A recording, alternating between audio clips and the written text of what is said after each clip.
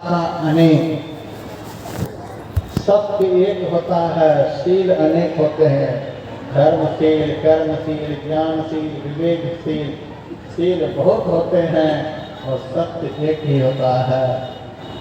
सत्य एक जगमह नहीं दूजा, सत्य एक ही होता है। उसी को ईश्वर कहते हैं, परमात्मा कहते हैं। धर्ममय रथ को चलाने वाला, धर्ममय रथ की शोभा को बढ़ाने वाला सत्य ही ध्वजा है। मैंने संग्राम शास्त्र में पढ़ा था, सारथी जब देख लेता है हमारे रथी मारे गए, तब वह ध्वजा को काट करके रथ पर से गिरा देता है, ताकि पीछे की फौज को पता चल जाए कि हमारे राजा मर गए। अब लड़ना है तो लड़ो, नहीं भागना है तो भागो। राजा मर गए, ध्वजा कट गई है और मालिक जीवित है, रथी जीवित है और सामने वाला शत्रु ने ध्वजा को काट कर गिरा दिया। तो लड़ाई के मैदान में ऐसी भी व्यवस्था रथ पर होती है कि तुरंत दूसरी ध्वजा को लगा दिया जाता है, ताकि पीछे की फौज को पता चले कि मालिक अभी हमारे जीवित है। यदि भजन करने वाले साधक के जीवन में सत्यता है, सद्धर्म पर वह चल रहा है, कभी भी जीवन में झूठ नहीं बोलता है,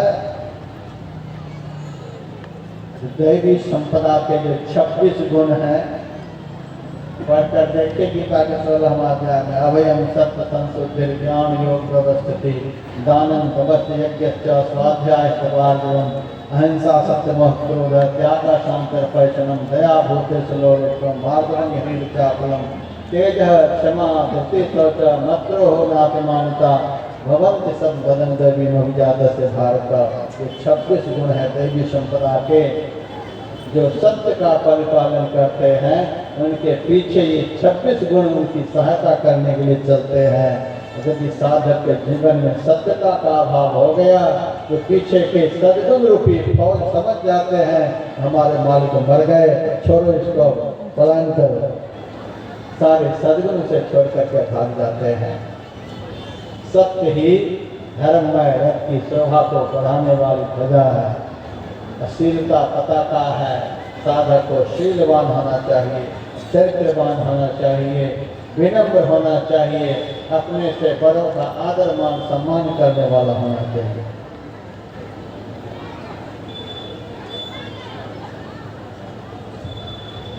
बल विवेक दम परहित भोरे क्षमा कृपा संसार जोड़े। घोड़े भी होते हैं रथ में, तो धर्म में रथ के घोड़े को बल विवेक दम परहित, घोड़ा हो घोड़ा को काम नहीं हो, लंगड़ा घोड़ा क्या करेगा। सारे घोड़े के 4-4 चरण भी होते हैं। अब उतना समय नहीं सारे चरण का नाम बताऊंगा, पढ़ लीजिएगा पुस्तक को। ज्ञान बल, वैराग्य बल, भाव बल, संकल्प बल, रीति और नीति, ये 2 आंखें हैं। विवेक रूपी घोड़े के 4 चरण हैं। लौकिक विवेक, अलौकिक विवेक, आत्म विवेक, ब्रह्म विवेक, समता और ममता दोनों नेत्र हैं। दम नामक घोड़े के 4 चरण हैं। मन, बुद्धि, चित्त, अहंकार, न्यायी और स्थायी उनके नेत्र हैं। परहित नामक घोड़े के 4 चरण हैं। सद्भाव, स्वभाव, साधु भाव, समभाव और शक्ति और भक्ति उसके नेत्र हैं। इस प्रकार से बल विवेक दम परहित घोड़े, क्षमा कृपा समता जोड़े, इन 3 प्रकार की रस्सियों से घोड़े जुटे हुए हैं। ईश भजन सारथी सुजाना, ईश्वर का भजन ही सुंदर सारथी है। ज्ञानवान सारथी है। त्रेता युग में ईश्वर का भजन ही सारथी, द्वापर युग में भगवान कृष्ण ही बने सारथी, सतयुग में बुद्धि हुई सारथी, कलयुग में ईश्वर का चिंतन ही है सारथी। जब नित्य निरंतर ईश्वर का चिंतन करते रहेंगे तो धर्म रूपी रथ को सही सलामत सही दिशा में लेकर के जाते रहेंगे। इस भजन सारथी सुजाना। अब देखिए, लड़ने वाले के हाथ में ढाल भी हो, तलवार भी हो। ढाल तलवार क्या है? विरत चर्म संतोष कृपाना, वैराग्य ही ढाल है। वैराग्य ढाल है।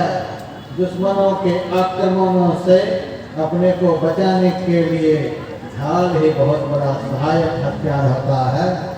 काम, क्रोध, लोभ, मोह, मद, मात्सर्य, ये सारे दुर्विकार निरंतर साधक के ऊपर प्रहार करते रहते हैं। निरंतर प्रचंड वैराग्य की अग्नि में जो जलते रहते हैं, उनका ये दुर्विकार कुछ भी नहीं बिगाड़ पाता है। जिन वैराग्य ढाल है, संतोष की तलवार है। दिन रात भजन करने वाले के पास रिद्धि सिद्धि कुछ न कुछ भेजती रहती है। और यदि मिलने लग गया तो भीतर में हाय हाय शुरू हो गया, और मिले और मिले और मिले और मिले। असंतोष होते ही दुश्मनों के आक्रमणों से बच नहीं पाएंगे। संतोष तलवार है। कितना भी आदर मिले, सम्मान मिले, धन मिले, जन मिले, पद मिले, प्रतिष्ठा मिले, कभी भी उस तरफ अपने मन को नहीं जाने देना। यह संतोष तलवार का काम करता है। दान फल बुद्धि शक्ति प्रचंडा, वर विज्ञान कठिन को दंडा। दान होता है, ऊपर से नीचे प्रहार होता है। बड़ा अच्छा संकेत राम ने किया है। दान फलसा है। देने वाला लेने वाले के ऊपर प्रहार कर रहा है, अर्थात लेने वाले के पुण्य को, धर्म को देने वाला हरण कर रहा है। अब बहुत खुशी होती है आजकल लेने वाले। ये जगह में मंच पर ही दक्षिणा देना शुरू कर दिया है। मंच पर ही सब लिफाफे खोल करके देखने लगे, कितना दिया कितना दिया कितना दिया। अनर्थ हो गया। जितना नहीं मन में है, जो दिया तो दिया, भले मेरे को आराम से जाओ, कुछ दिया ही तो लेकर